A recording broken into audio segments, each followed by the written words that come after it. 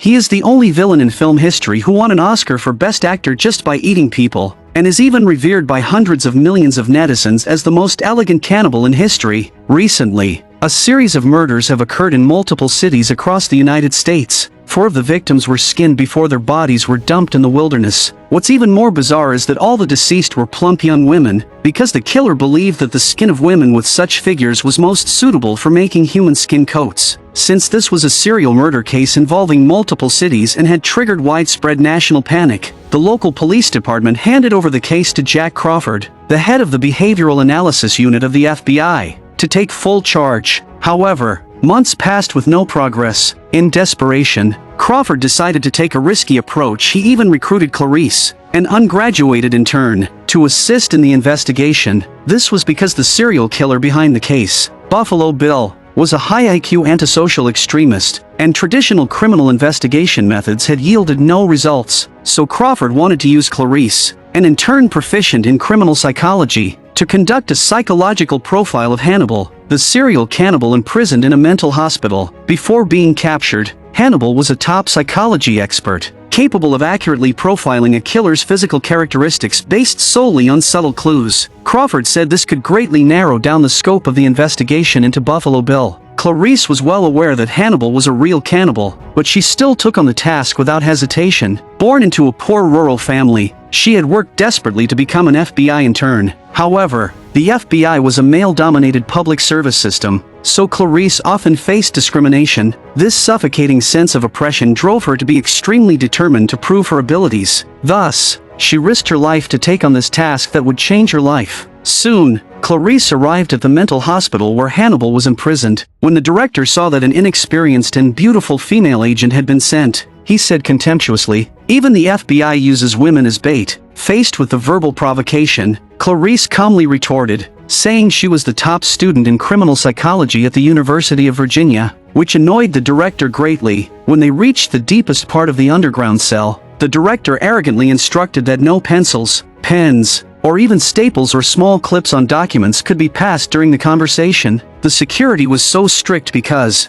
due to a moment of carelessness a few years earlier, Hannibal had nearly eaten a nurse. The director's real purpose in saying all this was to intimidate and toy with Clarice, a newcomer, but she was not afraid. Instead, she demanded a private meeting with Hannibal, claiming it would be more conducive to conducting this psychological profile. The director had no choice but to leave angrily, and Clarice finally entered the heavily guarded underground prison. As the camera panned, prison guards were loading their pistols, seemingly ready for any emergency at a moment's notice. Passing through the last iron gate, she was met with extremely deranged serial killers. Some wore sinister smiles, some lowered their heads menacingly, and others crawled on the iron gates, spewing obscenities. And the last one, was he a combination of the previous 3, or an even more terrifying man-eating monster? However, to everyone's surprise, when Clarice first met Hannibal, he appeared in an extremely elegant manner, which made her relax her guard a little. Her inexperienced look aroused Hannibal's desire to converse,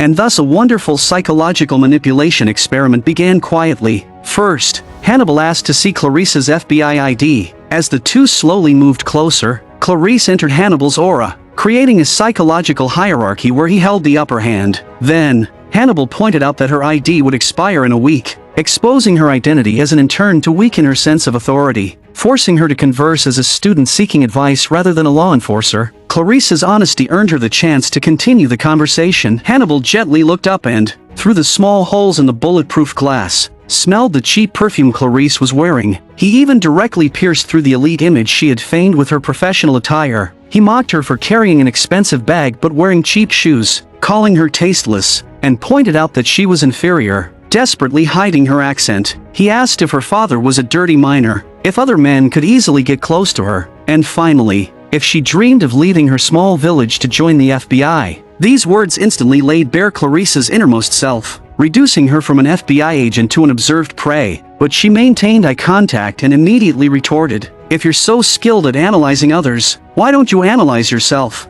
This successfully angered Hannibal, who then shifted from mental oppression to physical fear. Hannibal told her, "Once, an agent tried to test me, then I ate him with a glass of red wine." Only then did Clarice realize she was facing a cannibal who cared nothing for conventional morality. Naturally, The psychological profiling ended in failure. As Clarice walked past the adjacent cell, the mental patient inside suddenly poured a filthy liquid on her hair. This vulgar act undoubtedly shattered the sense of order Hannibal had established with his elegance, and indirectly aroused his desire to defend that order. He shouted for Clarice to come over, offering clues as an apology for the rude behavior of the patient next door. After leaving the mental hospital, Clarice's psychological defenses completely collapsed. Coupled with Hannibal's mockery of her humble origins, she was reminded of her father, a patrolman who had died in the line of duty, the most vulnerable part of her heart. The famous psychologist Freud once said that unprocessed childhood traumas would compulsively repeat themselves. But little did she know this was a psychological trap carefully designed by Hannibal. Later, Clarice adjusted her mood and began to focus on investigating Moffat, a former patient of Hannibal's that he had mentioned. At that moment, her superior Crawford called, saying that the mental patient next to Hannibal had eaten his own tongue and committed suicide that morning after a few words with Hannibal. Clarice was stunned upon hearing this, unable to recover for a long time. After a moment, Crawford asked how the investigation was going. Surprisingly, Clarice had actually found information about Moffat,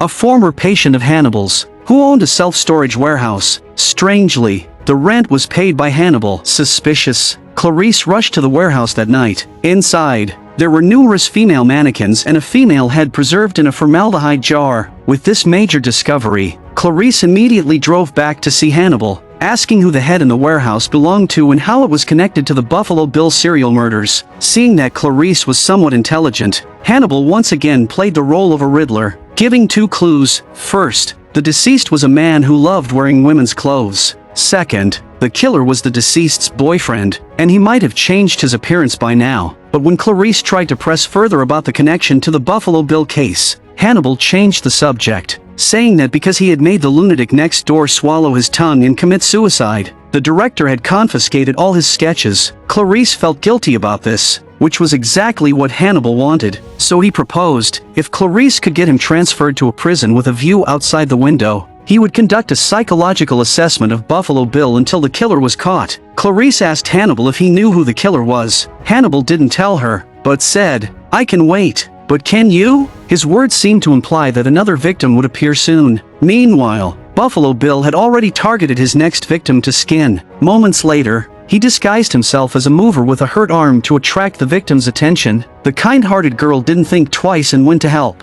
But after she lifted the sofa onto the truck, the killer suddenly attacked, knocked her unconscious, then cut open the back of her clothes to check if this fresh skin could be used to sew a complete human skin coat. However, just as one crisis subsided, another arose. Before the police could discover this case, another female body with a diamond-shaped patch of skin removed was found in a small town in southern West Virginia. Strangely, this body was the only one that had sunk to the bottom of the river and didn't surface until a week later, suggesting that Buffalo Bill had deliberately hidden something when killing this victim. Sure enough, at this point, Clarice noticed a foreign object in the deceased's mouth. When the forensic doctor used tweezers to pull it out, it turned out to be a large insect egg, clearly intentionally inserted by the killer. Later, Clarice went to the museum and had an entomologist dissect the egg. It was an Asian death's head hawkmoth. For it to survive in the United States, someone must have been specially raising it. The case hit another dead end, but the next day, a piece of bad news seemed to bring a turn to the case. It turned out that the kind-hearted girl kidnapped by Buffalo Bill was the daughter of a senator, and the incident even attracted the high attention of the president. Under immense pressure, the FBI decided to agree to Hannibal's earlier proposal, so Clarice returned to the mental hospital,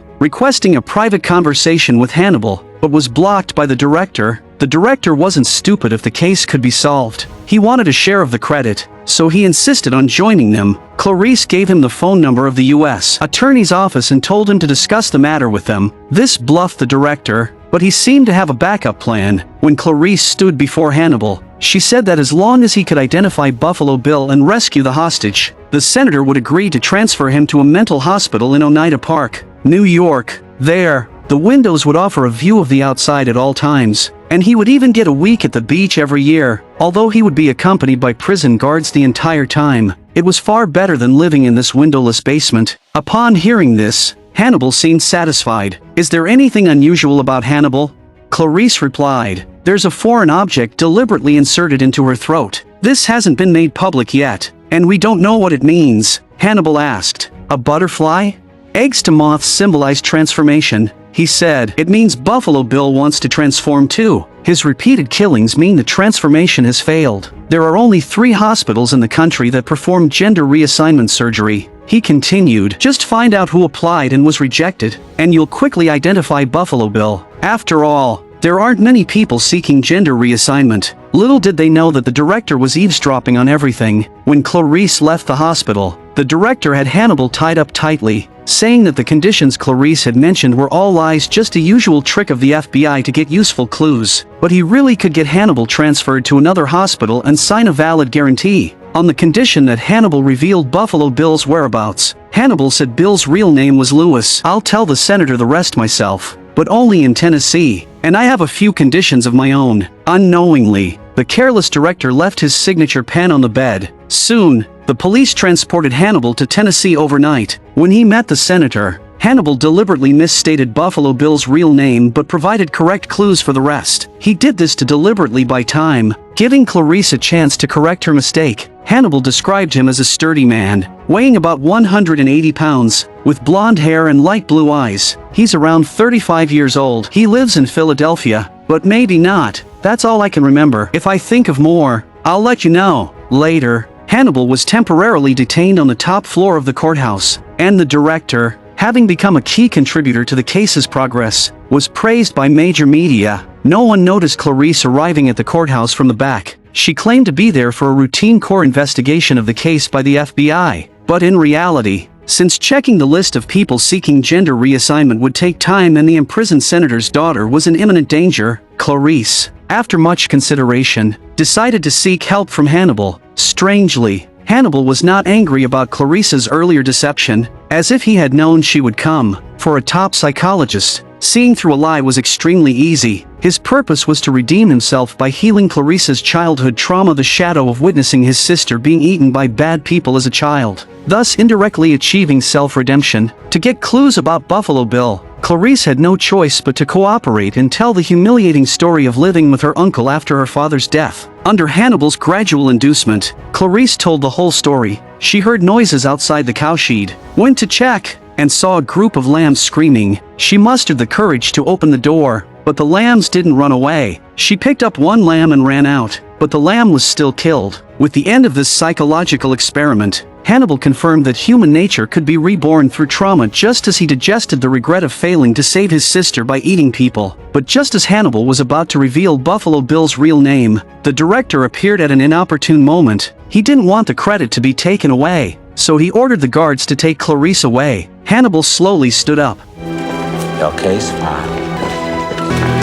Goodbye, Clarice. The touch of their fingertips resembled Michelangelo's mural, The Creation of Adam. Here, Hannibal played the role of a fallen god, endowing Clarice with wisdom and madness instead of directly revealing Buffalo Bill's name. This forced Clarice to solve the case with her own wisdom and finally put an end to the childhood trauma of the screaming lambs. Moments later, the guards brought dinner, unaware that they themselves were the real supper. At this point, Hannibal slowly spat out a metal pen clip from his mouth that was taken from the signature pen the director had left behind at the mental hospital earlier. Then Hannibal walked straight toward the guard, hiding the pen clip in his palm, and seemingly cooperated by putting on the handcuffs. However, once the guard left, he immediately used the pen clip to unlock the handcuffs. At that moment, the unsuspecting guard brought in the dinner. Thus, the guard became the real supper, while another was bludgeoned to death with a baton. Afterward, Hannibal listened to the elegant Goldberg variations, as if satisfied with the escape he had orchestrated. Before long,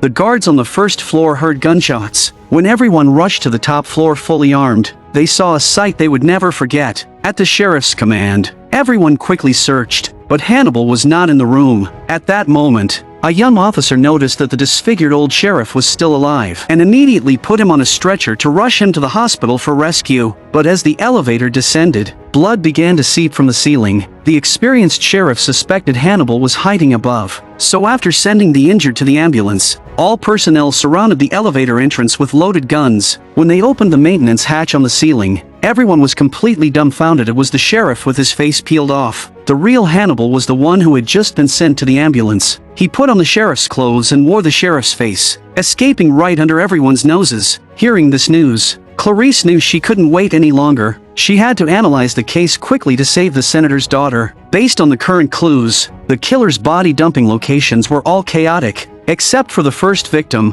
whose body was found after sinking for a week. Analyzing this, Clarice suddenly realized because Hannibal had told her about the principle of parsimony. When multiple hypotheses exist, choose the one requiring the fewest assumptions, i.e., the most straightforward one. Following this line of thought, Clarice deduced that Buffalo Bill's first victim must have been an acquaintance. For one thing, after killing an acquaintance, the killer needs time to delete communication records and other clues, so hiding the body delays its discovery. For another, after the first murder, Buffalo Bill felt guilty toward the acquaintance, so hiding the body was a form of memorial. Finally, choosing an acquaintance for the first murder made it easier to carry out. Thus, Clarice rushed to the first victim's home to search. Seeing leather hanging on the mannequins in the house, she inferred that the girl must have loved sewing or been a tailor. Sure enough, she found various custom-made clothes in the wardrobe of her bedroom. The diamond-patterned dress immediately reminded Clarice of the diamond-shaped patch of skin stripped from the victim. From these deductions,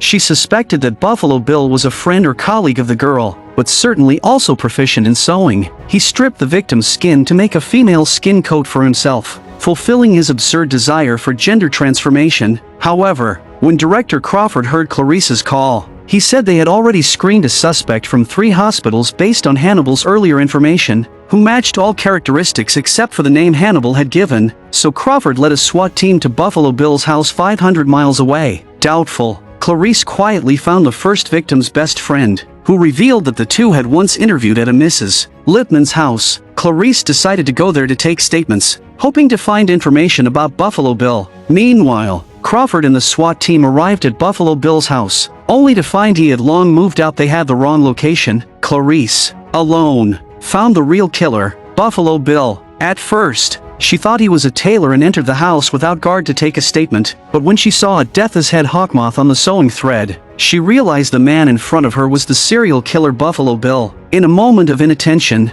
Bill ran off. By the time Clarice chased after him, he was already gone. She followed the dark, winding stairs to the basement and found the senator's daughter in the deepest well. Ignoring the hostage's rambling, Clarice had to find Bill quickly, or both would be in mortal danger. Following the sound, she entered a room where bodies were processed. Suddenly, Bill turned off the lights. He put on night vision goggles, watching Clarice gasp in the dark, savoring the superiority of toying with his prey. When he'd had enough, he prepared to shoot, but the sound of the trigger being pulled allowed Clarice to lock onto his position immediately. She fired repeatedly until her magazine was empty. Each shot hitting Bill, the bullets shattered the glass, cutting through the darkness, and light instantly filled the room. After falling to the ground, Clarice's first move was to reload her magazine, awkward but professional. When she recovered from the shock, she found Buffalo Bill had been killed. Clarice, once a lamb to be slaughtered in her childhood, became a shepherd with a gun at this moment. The butterfly pattern on the wind chime,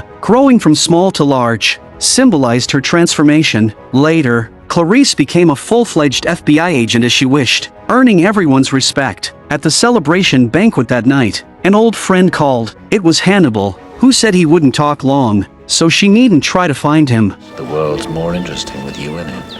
So you take care now to extend me the same courtesy.